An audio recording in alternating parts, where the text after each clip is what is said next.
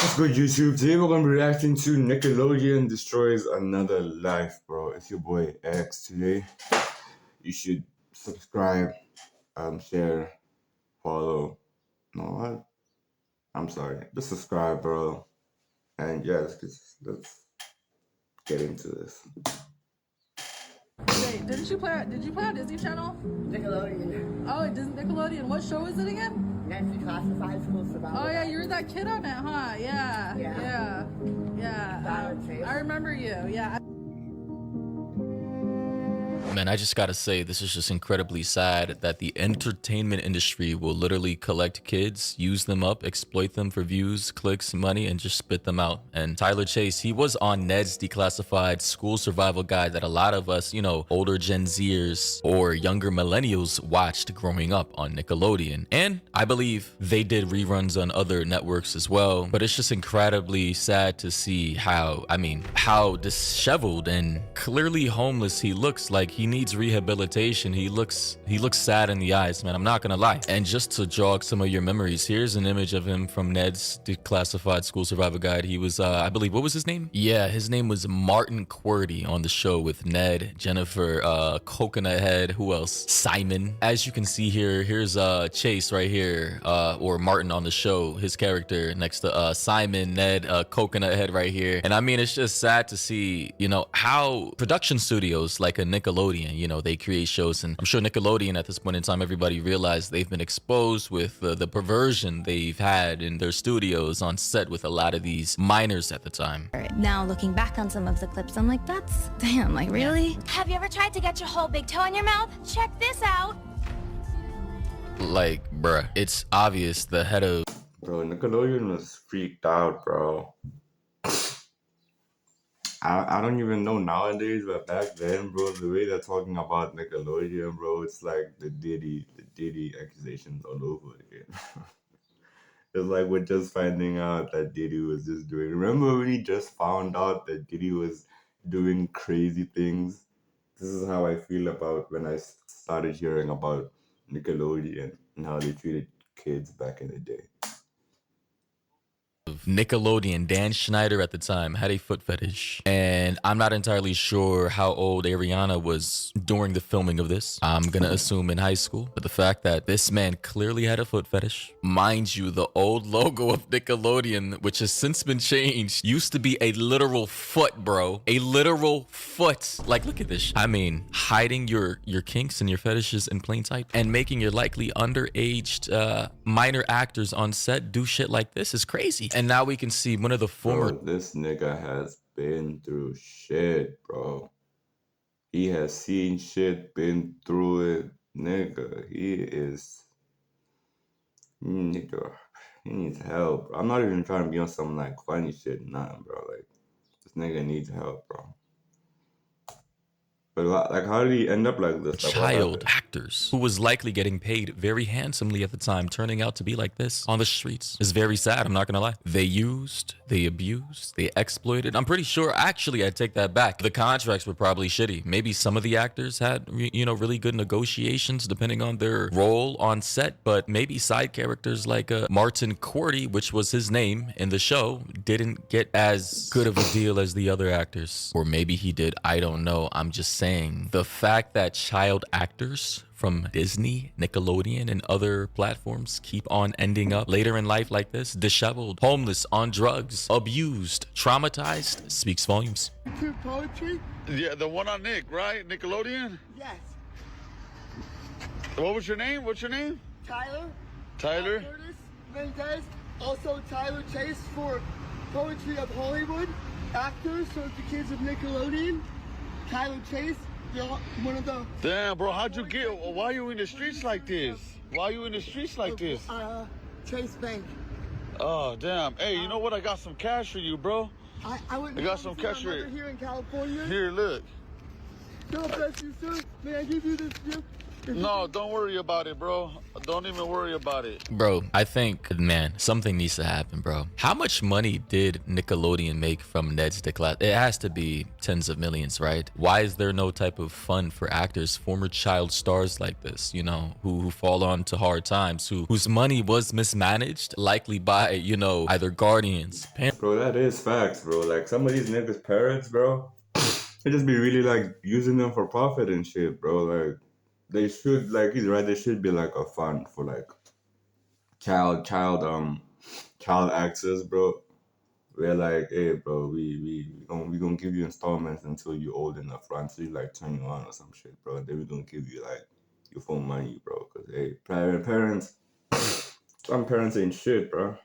Some parents love you, some parents ain't shit. Some parents aren't smart financially. That shit. Parents, right? Who never really had anything outside of the show that they were participating in. And obviously, I'm not going to take, you know, accountability from the person. You know, he's a grown man at this point in time, but it just, again, it's obvious to me that these kids were abused. Let me not sugarcoat this. These kids were abused in one way, shape, or form. Physically, allegedly, or mentally. But for sure, abuse happened. And I'm going to stand on that. I mean, take Amanda Bynes, for example. Like, look at this.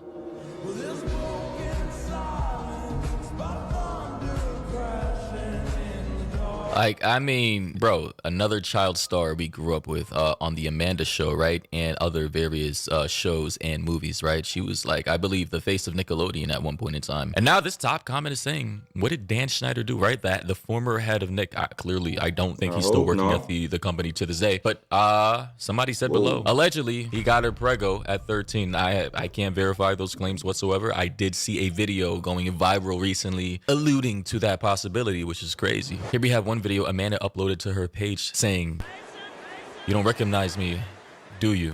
2025.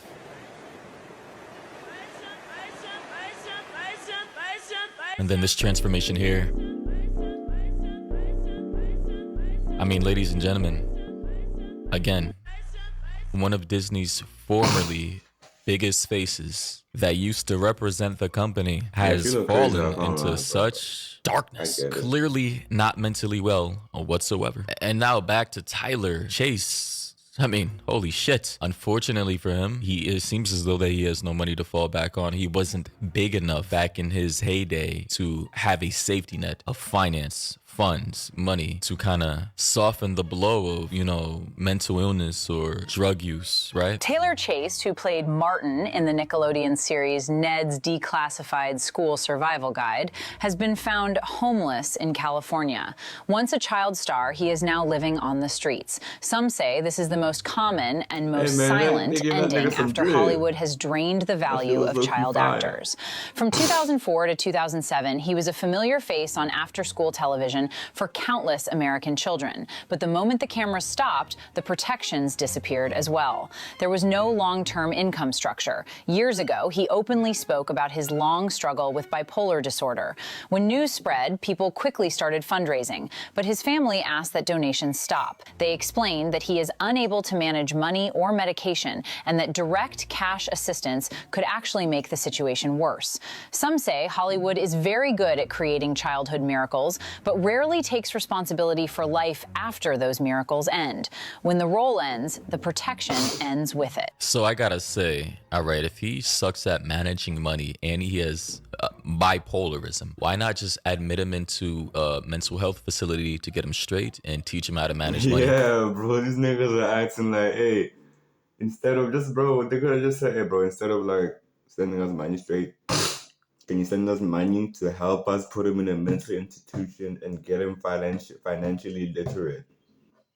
And then you guys can keep on sending money and we'll keep you guys updated on how his condition is going.